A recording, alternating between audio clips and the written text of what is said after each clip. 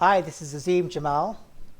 We've been speaking about the corporate Sufi alphabet, and today we'll be talking about the letter N, and we've chosen the word now. If you look at the corporate world, you cannot change the past, we know that. You don't know about the future, but you can create the future by what you do now. So what happened before, it's irrelevant, it's gone.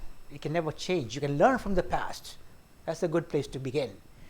But future is uncertain. We cannot predict the future.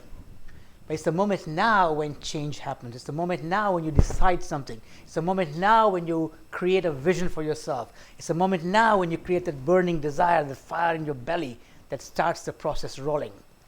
So really, if all the energies goes in the moment now, I mean, we know the famous work that Eckhart Tolle did in The Power of Now, a phenomenal book about the power that happens in the moment. If you really think about it, that's all we have.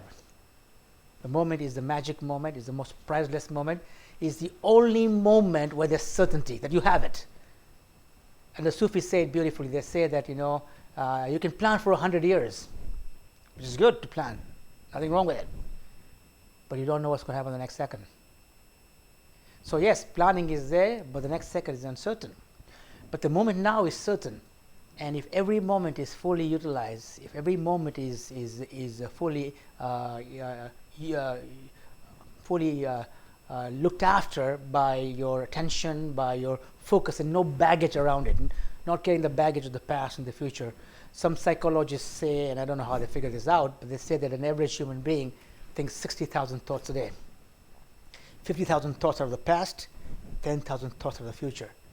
So we are constantly living in the past and future, whereas the moments just fade away. So I think what we need to encourage in the corporate world, yes, mistakes were made in the past, but you can't keep going back to the mistakes.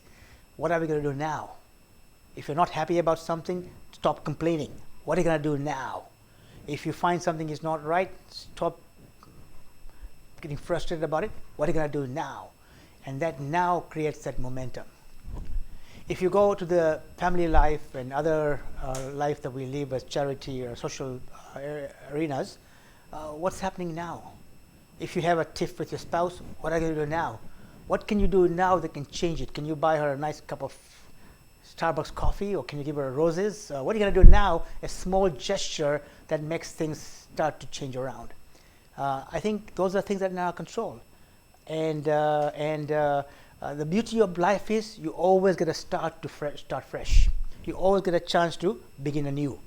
And that's the beauty, and that's the decision you have to make, that, okay, I had a little problem with my son or my daughter or my brother or my sister.